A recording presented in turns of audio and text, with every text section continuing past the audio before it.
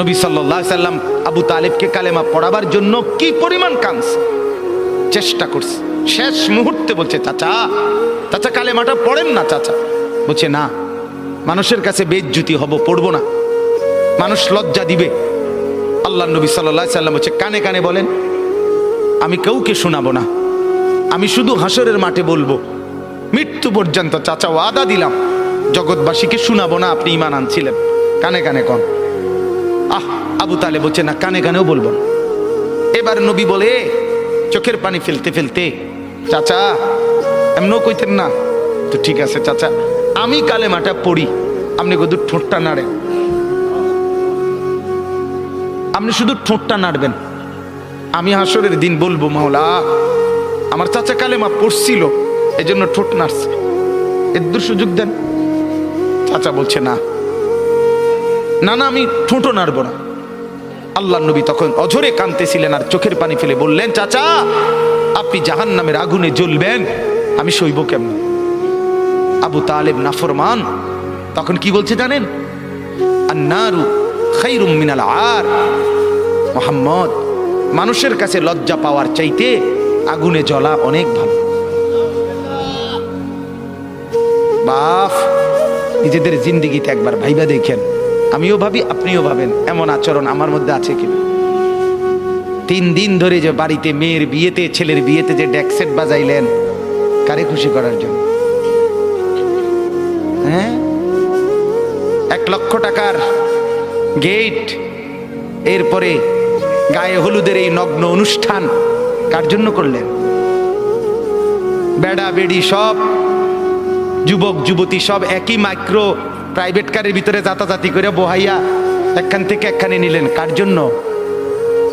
পুরা প্যান্ডেলের ভিতরে একসাথে বেড়া বেড়ি একত্রে খায়, নাচে, গায়, ফুর্তি করে, কার জন্য? শুধু সমাজ, সোসাইটি, পরিবেশ, সোসাইটি মেনটেন করছেন, সমাজ মেনটেন করছেন। ছেলেরা চাইছে, মেয়েরা চাইছে, বাচ্চারা চাইছে, এতে হেতে চাইছে, তো মালিক তিনি কি চাইছিল? ওনার কথা মনে হয় নাই? রাসূল সাল্লাল্লাহু আলাইহি সাল্লাম তার কথা মনে হয় নাই?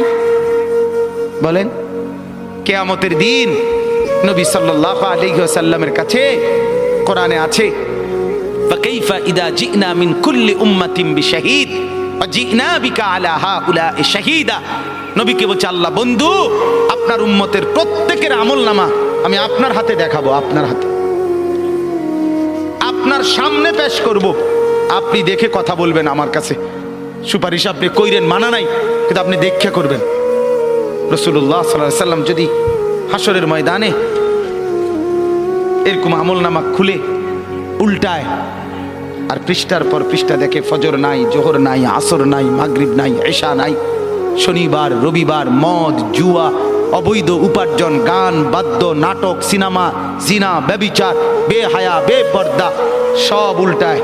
আল্লাহ নবী সাল্লাল্লাহু আলাইহি সাল্লাম তখন বলবে, উম্মত কি এটা? উম্মত আমার 23 বছরের এত চোখের পানির কথা একবারও মনে হয় নাই? কি আনছো এটা আমারে? উম্মত তুমি জানো না আমি যে তায়েফের পাথরের আঘাতে পুরা পিঠ চালনির মতো ঝাঁঝরা বানায় ফেলছে আমার?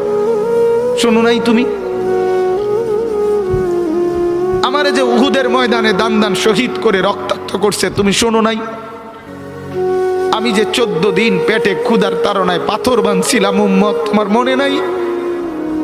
একবারও শোনো নাই আমার ক্ষুধার কষ্ট, আমার পিঠের ব্যথা, আমার দাঁতের ব্যথা, আমার কাঁধে 2টা কড়া ঢুকে গেছে? উম্মত, আমার ঘরে 3 মাস আল্লাহর নবীর স্ত্রী আয়েশা বলছে, আল্লাহর কসম উম্মত, নবীর স্ত্রী বলছে